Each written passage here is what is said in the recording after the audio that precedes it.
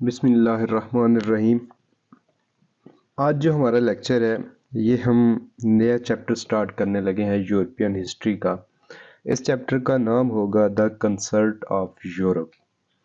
अच्छा, तो the concert of Europe से पहले मैं आपको थोड़ा सा पिछले लेक्चर को इसके साथ कनेक्ट करना चाहता हूँ। पिछले चैप्टर के जो एंड था वो कैसे था। वो एंड था कि नेपोलियन फोर्थ कोएलिशन से जंग हार जाता है।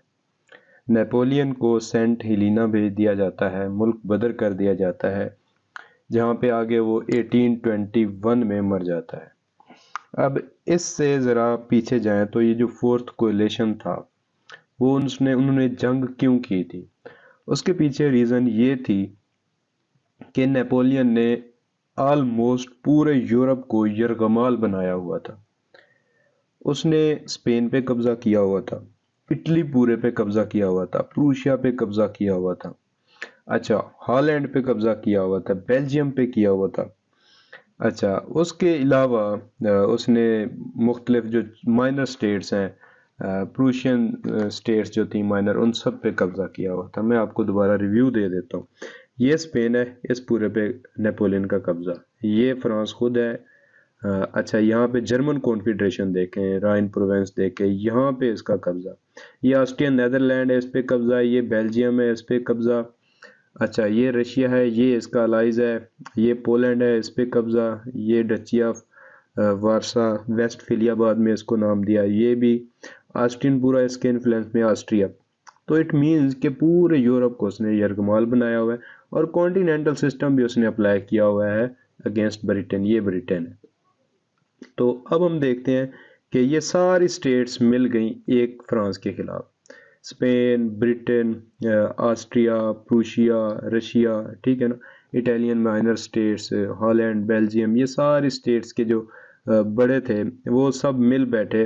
उन्होंने फोर्थ कोएलिशन बनाया जिसमें मेजर पावर्स थी ब्रिटेन। मेजर पावर्स की बात हो रही है। ब्रिटेन हमारे पास हो गया, ऑस्ट्रिया हो गया, प्रूशिया हो गया, रशिया हो गया। ये मेन पावर्स थी उस वक्त जिन्होंने वार स्टार्ट की, फोर्थ कोएलिशन जिसको भी बोलते हैं, फ्रांस के खिलाफ। अब हम देखते हैं कि उस कोएलिशन ने जब फ्रांस को हराया, शिकस्त दी नेपोलियन को, उसके बाद उन्होंने उसी कांग्रेस को, पहली जो उनकी मीटिंग हुई उसी कांग्रेस की, जो विक्ट्रियस स्टेट्स थी, उन्होंने मिलकर कांग्रेस बनाई। उस कांग्रेस की जो पहली मीटिंग थी वो, उसको हम बोलते हैं कांग्रेस ऑफ वियना। उसका क्या तरीकाकार था, पर्पस क्या था कि अब यूरोप के जो हालात हैं इनको कैसे टेकल किया जाए, किस तरह चलाया जाए पूरे यूरोप को। उन्होंने फिर वो जो टेरिटरीज फ्रांस ने ली हुई थी उनकी फिर बंदरबांट भी करनी थी, तकसीम करनी थी कि किस तरह इन इलाकों को दोबारा तकसीम किया जाए कि दोबारा नेपोलियन की तरह का इवेंट पेश ना आए जिस तरह उसने पूरे यूरोप को हिला के रखा हुआ था। अब देखते हैं हम Congress of Vienna 1815।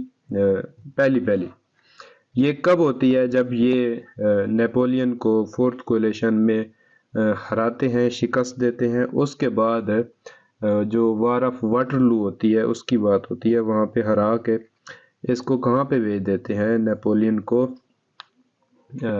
Elba, state of Elba भेज देते हैं। मुल्क बदर करते हैं स्टेट ऑफ एल्बा पे। आइलैंड है ये एल्बा। अच्छा, यहाँ पे हम देखते हैं इस कांग्रेस में ऑस्ट्रिया की तरफ से मीटरनिख आया और फ्रांसिस आया। फ्रांसिस ये हेड ऑफ स्टेट है। मीटरनिच उस वक्त फॉरेन अफेयर्स, फॉरेन मिनिस्टर था। ब्रिटेन की तरफ से उसका फॉरेन सेक्रेटरी आया जिसको लॉर्ड कैसलरीग बोलते हैं। ऑस्ट्रिया की तरफ से जार अलेक्जेंडर आया। ये जार लफ्ज है, कुछ लोग टसार बोलते हैं, टिसार, कुछ जार बोलते हैं, कुछ कैजर बोलते हैं, लेकिन ये लफ्ज मोस्टली जो पीपल बोलते हैं वो जार बोलते हैं। जार अलेक्जेंडर ये रशिया का किंग था। प्रूशिया की तरफ से उसका किंग आया फ्रेडरिक विलियम थर्ड। अच्छा, पोप की तरफ से कार्डिनल सेल्वी आए। ये अब इटली की टेरिटरी से आए। फ्रांस की तरफ से बिशप टेलीरैंड है। ये बिशप टेलीरैंड जो थे ये बहुत बड़े डिप्लोमेट थे। यहाँ पे मैं आपको बताता चलूँ, आगे आके ये इस तरह इन्फ्लुएंस करते हैं इस मीटिंग में कि ये अपना एक मकाम बना लेते हैं, हालांकि एक शिकस्त लिया हुआ मुल्क, उसकी तर्जमानी करने वाला, उसको सिर्फ सजाएं मिलनी है, पनिशमेंट होनी है, उस पे क्रिटिसिज्म होना है, उसके बावजूद भी ये अपनी जगह बना लेता है। ये इतना बड़ा वो है फिलासफर जिसको बोलें, हमारे यहाँ जो बोलते होते हैं तू बड़ा फिलासफर, तो ये बड़ा फिलासफर था, बहुत अच्छा डिप्लोमेट था। अच्छा, अब देखते हैं इसके पहले पहले आगे क्या क्या चीज़ें हैं, इन्होंने किस तरह उसको हैंडल करना था, किस तरह इन्होंने टेरिटरी को डिवाइड किया जो नेपोलियन ने ली हुई थी, किस तरह इन्होंने वो जो खदशात थे नेपोलियन के बाद उभरे उनको टेकल किया। सबसे पहले उन्होंने कहा कि इन्होंने जो इनके सामने एजेंडा आया वो था restoration under the principal of legitimacy, कि ये जो रिपब्लिक थे ये पूरे यूरोप के अंदर ये जो लिबरल आइडियाज़ के लोग थे, सोशल आइडियाज़ के लोग थे। अच्छा, इसके अलावा नेशनलिज्म राइज कर रहा था, इसके अलावा कॉन्स्टिट्यूशनल मोनार्की की बात हो रही थी, इसके अलावा ह्यूमन राइट्स की बात हो रही थी, लिबरल आइडियाज़ की बात हो रही थी। तो उन सब को किस तरह काउंटर किया इन्होंने कहा कि इस तरह कहते हैं कि हर स्टेट के अंदर जिस जिसको नेपोलियन ने रिपब्लिक के नाम पे, जैकोबिनिज्म के नाम पे, न्यू आइडियाज़ के नाम से, न्यू मॉडर्न वर्ल्ड के नाम से जिस जिस मुनार्क को उसने हटाया है उसको दोबारा रिस्टोर करते हैं। अब ये दोबारा किंग को, जो पुराने किंग थे, ठीक है ना, जो इलेक्शन से नहीं बल्कि हेरिडिटेटरी आ रहे थे, हेरिडिटेरी नस्ल दर नस्ल आ रहे थे, उनको दोबारा बिठाया मनसब पे। इन सब ने उनको रिस्टोर किया। अच्छा, इस चीज़ को उन्होंने कहा कि ये हमारा प्रिंसिपल ऑफ लेजिटिमेसी है, कि जो पुराने मुनार्क जिनको हटाया गया था स्पेन में, फ्रांस में, दूसरी स्टेट्स में, उन सब को रिस्टोर किया जाए। अच्छा, इसको हम प्रिंसिपल ऑफ लेजिटिमेसी बोलते हैं। यहाँ पे क्या होता है, Metternich and Talleyrand were chief advocate of legitimacy. Metternich Austria से है और ये जो हमारे पास टेलीरैंड है ये फ्रांस है। ये कहते हैं पुराने मुनार्क को लेके आओ, क्योंकि ये नए हैं, इन्होंने आके अफरा तफरी फैलाई है। नेपोलियन आया रिपब्लिकनिज्म के नाम पे, इसने किस तरह ऊधम मचा दिया पूरे यूरोप में। अच्छा, कहाँ कहाँ पे ये प्रिंसिपल हमने अप्लाई किया? फ्रांस के अंदर, स्पेन के अंदर, पाइडीमोंट के अंदर, ये इटली की जगह है, टस्कनी ये भी इटली की उस वक्त समारा स्टेट थी, मोडर्ना भी इटली का था, और पेपल स्टेट ये भी इटालियन सेंट्रल स्टेट्स हैं जहाँ पे पोप का कंट्रोल होता है। अच्छा, इसके अलावा क्या होता है, मुराद जो है इसको अब ये रियल कर रहे हैं, इस चीज़ को रियलाइज कर रहे हैं। मुराद जो था किंग ऑफ नेपल्स था, ये इटली का इलाका है, उसको पकड़ा जाता है और उसको मार दिया जाता है। वहाँ पे रिस्टोर किया जाता है बोरबन्स को, जो पुराने मुनार्क आ रहे थे बोरबन्स। बोरबन्स फैमिली मैंने आपको पहले बताया था कि पूरा यूरोप में वो होल्ड कर रही थी। This principle not applied in German confederation. अब ये देखें कि जर्मन कॉन्फेडरेशन में उन्होंने प्रिंसिपल ऑफ लेजिटिमेसी को अप्लाई नहीं किया। प्रिंसिपल ऑफ लेजिटिमेसी ये था कि पुराने जो मुनार्क्स हैं उनको रिस्टोर करना। डाइट जो थी उनकी, उसमें रिस्टोर नहीं किया, ऑस्ट्रियन डोमिनेशन दे दी उन्होंने। यहाँ पे डाइट एक पार्लियामेंट बनाया, उसमें उसका जो होल्ड है, पार्लियामेंट का जो प्रेसिडेंट है वो ऑस्ट्रिया को बनाया गया, मिटरने को उसको लीड करता था, प्रिजाइड करता था। It also not applied where international security and interest of victorious powers were involved। मतलब जहाँ पे जो विक्टोरियस स्टेट्स थी, वहाँ पे जहाँ जहाँ पे उनके इंटरेस्ट अंडरमाइन हो रहे थे, उन्होंने ये प्रिंसिपल ऑफ लेजिटिमेसी वहाँ पे अप्लाई नहीं किया। सिर्फ उन स्टेट्स में किया जहाँ जहाँ पे फ़ायदा हो रहा था। उन्होंने पुराने मुनास को रिस्टोर किया। ये था हमारे पास restoration under principle of legitimacy. आगे देखते हैं prevention of aggression by France. ये जो फ्रांस में अग्रेशन निकला था, रेवोल्यूशन आया था, अब इसको नेक्स्ट ईयर्स जितने भी आ रहे हैं, कमिंग ईयर्स, उनमें इसको कैसे हम काउंटर करें, किस तरह हम इसको कंट्रोल करें ताकि फ्रांस में दोबारा क्या ना हो, रेवोल्यूशन ना आए। रेवोल्यूशन आए तो वो पूरे यूरोप को अपनी लपेट में ना ले। तो उन्होंने यहाँ पे किया, जो फ्रांस था उसके गिर्द उन्होंने एक आयरन सर्कल बनाने की कोशिश की। इसके पीछे जो मेन किरदार था वो किसका था? मीटरनिक का था, फॉरेन मिनिस्टर ऑफ ऑस्ट्रिया। क्या करते हैं ऑस्ट्रियन नेदरलैंड जो था, मैं आपको बता चुका हूँ कि ऑस्ट्रियन नेदरलैंड कौन सा इलाका है। ये फ्रांस से शुमाल मशरिक, जिसको हम कहते हैं नॉर्थ ईस्ट, उस साइड पे स्टेट थी ऑस्ट्रियन नेदरलैंड। उसको उन्होंने मिलाया और हॉलैंड को मर्ज कर दिया नेदरलैंड के साथ। अब बेल्जियम जो था उसको और हॉलैंड को उन्होंने मर्ज कर दिया किसके साथ? नेदरलैंड्स के साथ। यहाँ पे मैं आपको बता देता हूँ, to create much stronger power in north eastern side. अब वही नॉर्थ ईस्टर्न साइड को स्ट्रांग करने के लिए, क्योंकि नेपोलियन जब भी अटैक करता था स्मॉलर स्टेट पे अटैक करके उससे फिर आगे बढ़ जाता था। तो अब उसको रेजिस्ट करने के लिए उन्होंने दो छोटे छोटे स्टेट्स को मर्ज कर दिया ताकि एक स्ट्रांगर स्टेट हो।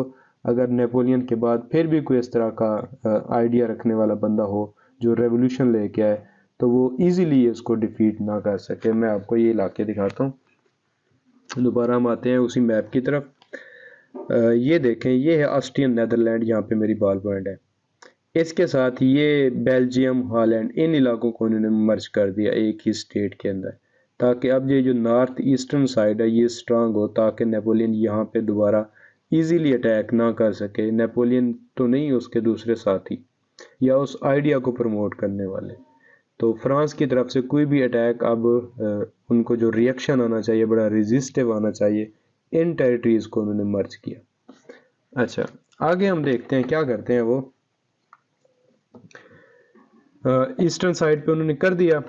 अच्छा, यहाँ पे एक मसला ये भी था, एक इलाका है बेल्जियम। बेल्जियम में भी फ्रांस का रेवोल्यूशन प्रमोट हो चुका था। ये जो मैं आपको बता रहा हूँ ऑस्ट्रियन नेदरलैंड, ठीक है ना।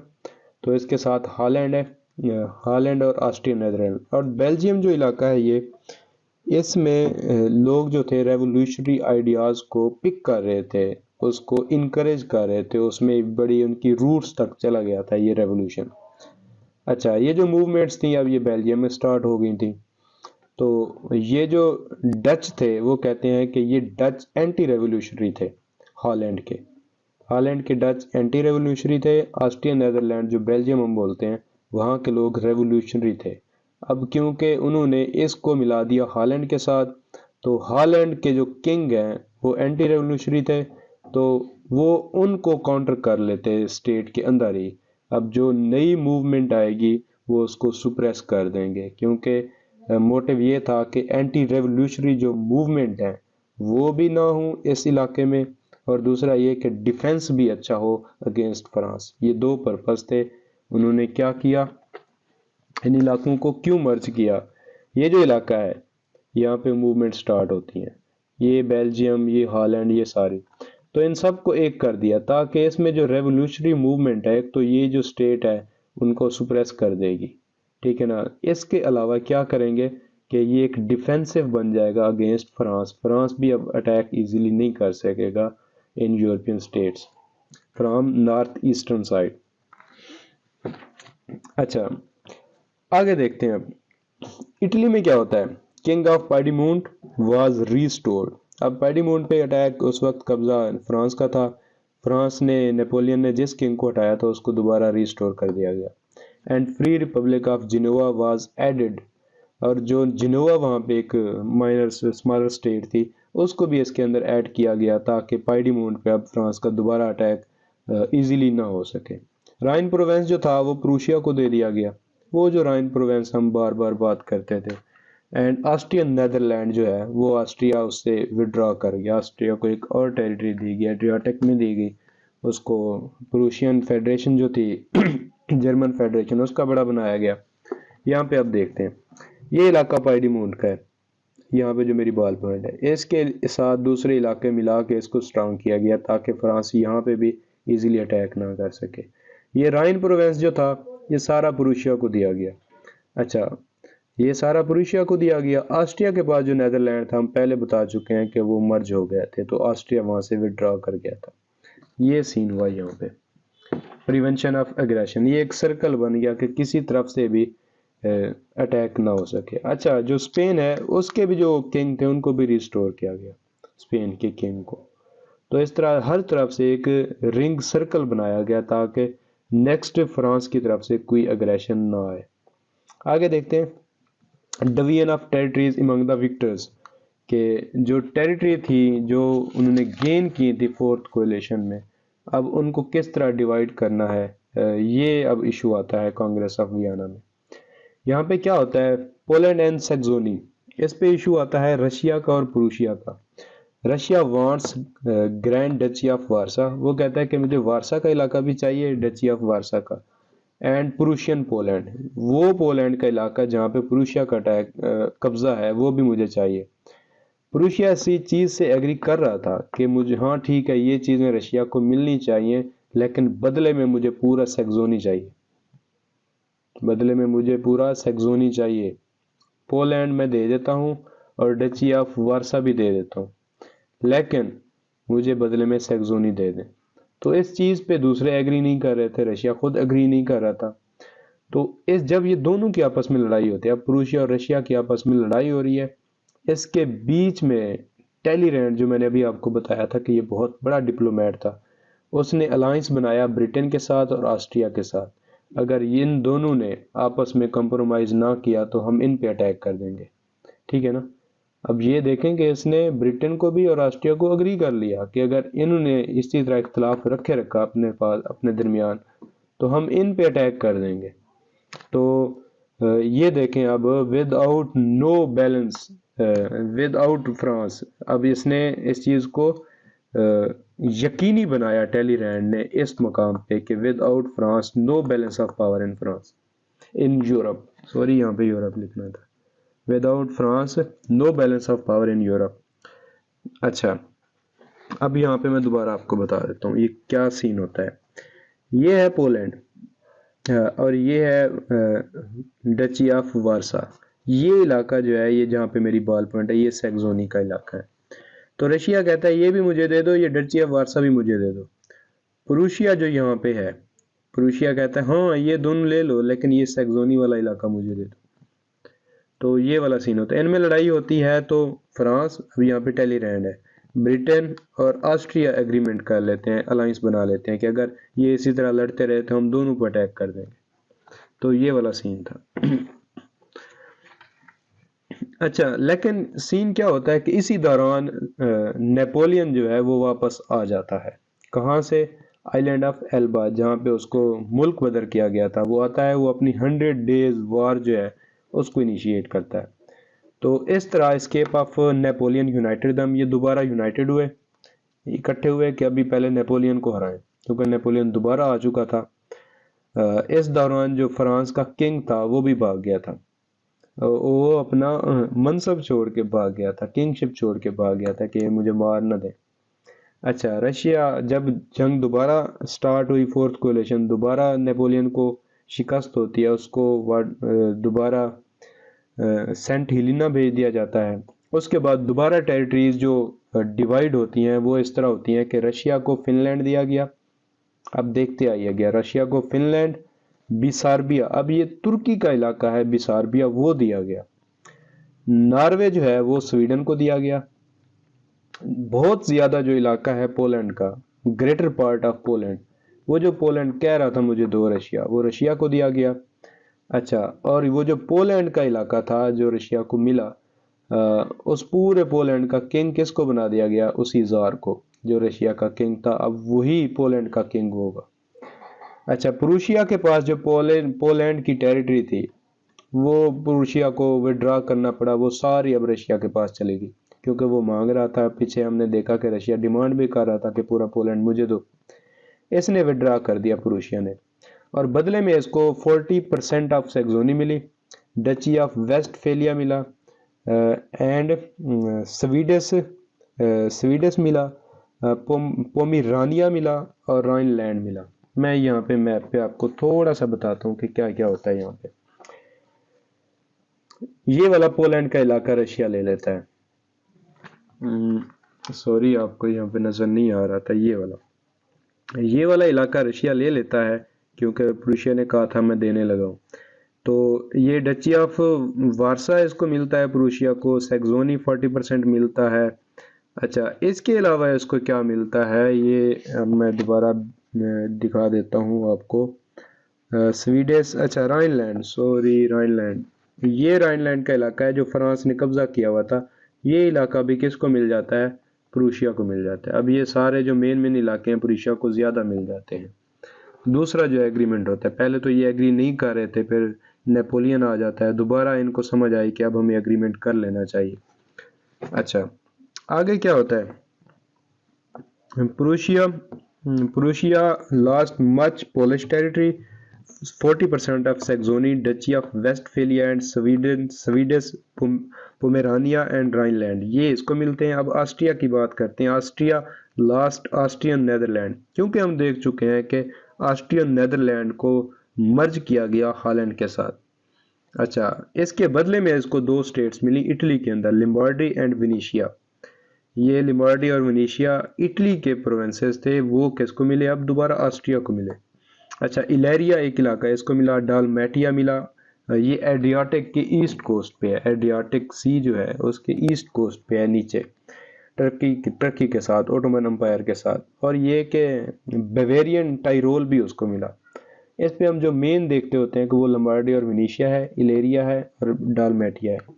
अच्छा, ब्रिटेन को क्या होता है? ब्रिटेन को क्या दिया जाता है? क्योंकि ब्रिटेन उस वक्त कॉलोनियलिज्म को बड़ा प्रमोट कर रहा था, तो ब्रिटेन को जो गेन हुए, no potential number of potential naval bases, इसको बहुत सारी पोटेंशियल नेवल बेसिस मिली।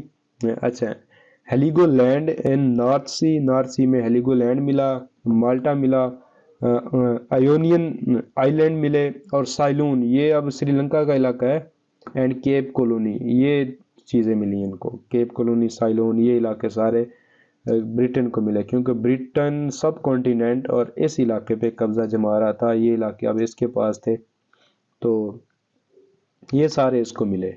इसके इरादे भी कुछ और थे ब्रिटेन के, वो पूरी कॉलोनीज और पूरी दुनिया पे कब्जा करना चाह रहा था, वर्ल्ड पावर भी था, तो उसने उसी तरह अपनी अपनी टेरिटरीज ली, उसने नेवल बेसिस ली, मुख्तलिफ जो मेन पोजीशंस थी वर्ल्ड के अंदर समुद्रों के करीब करीब, उसने उन पे कब्जा किया। अच्छा, balance of power. Balance of power क्या है? किस तरह अब बैलेंस ऑफ पावर को किस तरह मेंटेन किया गया इस कांग्रेस में, हम देखते हैं। सॉरी, पहले हम ये बता दें कि लम्बार्डी और मनीषिया ये सारा ऑस्ट्रिया को किस तरह मिला। ये हमारे पास ऑस्ट्रिया है, ये लम्बार्डी और विनीशिया यहाँ पे इलाके हैं। ये किसको मिले? सॉरी, लम्बार्डी और विनीशिया नहीं, दोस्त, लम्बार्डी और विनीशिया ये मिले इटली को, ऑस्ट्रिया को मिले। इसके अलावा इसको एड्रियाटिक में ये वाले इलाके मिले, ठीक है ना, एड्रियाटिक में। तो इस तरह इसको यहाँ पे पोजीशन मिल गई, और ये कि जो जर्मन कॉन्फेडरेशन है उसका भी हेड इनको बना दिया गया, ऑस्ट्रिया को। अच्छा, अब आते हैं हम ब्रिटेन की तरफ। तो ब्रिटेन ने यहाँ पूरे वर्ल्ड में जो मेन पोजीशंस थी सी के अंदर, समंदर के अंदर, उसने उन पोजीशंस को सिक्योर किया। अच्छा, अब देखते हैं बैलेंस ऑफ पावर हमारे पास क्या है। Russia Russia's balanced bye Austrian Adriatic, क्योंकि रशिया को नीचे इलाका मिला अब टर्की के साथ, ओटोमन एम्पायर के साथ, तो वहाँ पे ऑस्ट्रिया को भी मिला एड्रियाटिक में। अच्छा, Metternich and Castlereagh want to keep Russia out of Balkans to prevent Turkish empire.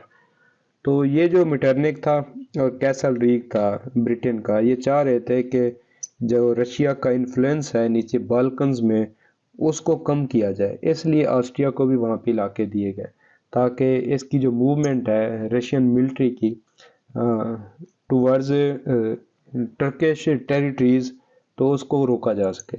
Saxony and Poland, अब ये देखें सैक्सोनी और पोलैंड में क्या हो, no single power will dominate eastern Europe. Eastern Europe में सैक्सोनी जो था वो किसको मिला? प्रूशिया को, और पोलैंड जो मिला वो रशिया को मिला। इस तरह प्रूशिया को भी नॉर्थ में टेरिटरी मिली, प्रूशिया को नॉर्थ में टेरिटरी मिली, ऑस्ट्रिया को साउथ में टेरिटरी मिली, रशिया को नॉर्थ में भी मिली और नीचे साउथ में बाल्कन में भी मिली। Austria, Italy and Germany, Austria को उसी तरह इटली और जर्मनी में भी टेरिटरी मिली। इंग्लैंड जो था उसकी इंटेंशंस वर्ल्ड पॉलिटिक्स पे थी, तो उसने उस तरह के गेन हासिल किए। तो ये इस तरह बैलेंस ऑफ पावर मेंटेन हुआ इन कांग्रेस ऑफ वियना। अब यहाँ पे दोबारा देख लेते हैं। वो कहता है कि नीचे जहाँ पे रशिया को ये इलाके दिए गए एड्रियाटिक में, साउथ में ओटमन एम्पायर के साथ, तो वहाँ पे नीचे ये ऑस्ट्रिया को भी मिले। ऊपर नॉर्थ में जहाँ पे रशिया को मिले वहाँ पे प्रूशिया को मिले। अच्छा, इसी तरह जो ब्रिटेन है उसको पूरे यूरोप में डोमिनेंस हासिल हुई, जो इस टेरिटरी में, इस कांग्रेस ऑफ वियना में उसको मुख्तलिफ आइलैंड दिए गए, मुख्तलिफ सी पोर्ट्स दिए गए। तो इस तरह सब ने गेन किया, सब ने बैलेंस ऑफ पावर को मेंटेन किया थ्रू कांग्रेस ऑफ वियना। तो ये था हमारा लेक्चर। मैं दोबारा याद दहानी करवाता चलूँ कि इस चैप्टर के एंड में हम आपको पास्ट पेपर्स इस चैप्टर में से जो आए, और इसी चैप्टर में मुख्तलिफ रिकमेंडेड बुक्स हम आपको लास्ट में बताएंगे, इसी चैप्टर के लास्ट में, कि ये हमने कहाँ कहाँ से लिया और आपने कौन कौन सी बुक का रेफरेंस दे सकते हैं। और इसके अलावा हम मुख्तलिफ आपको रिकमेंडेड बुक्स में से, रिकमेंडेड ऑथर्स में से ऑथर्स की कोटेशंस आपको देंगे ताकि आप उनको अपने एग्ज़ाम्स में लिख सकें। तो अगला जो हमारा लेक्चर होगा वो होगा assessment of Congress of Vienna, कि कांग्रेस ऑफ वियना की असेसमेंट जो होगी क्या होगी, कि उसका पॉजिटिव इफ़ेक्ट क्या हुए, उसके नेगेटिव इफ़ेक्ट्स क्या हुए, उसका क्या क्या असर पड़ा इन ऑन कमिंग ईयर्स, जो बाद में साल आए उस पर क्या क्या असर हुआ, क्या क्या इसका नतीजा अखज़ हुआ, हमारे पास क्या क्या रिज़ल्ट है। तो तब तक के लिए अल्लाह हाफिज़, अपना ख्याल रखिएगा, बहुत बहुत शुक्रिया।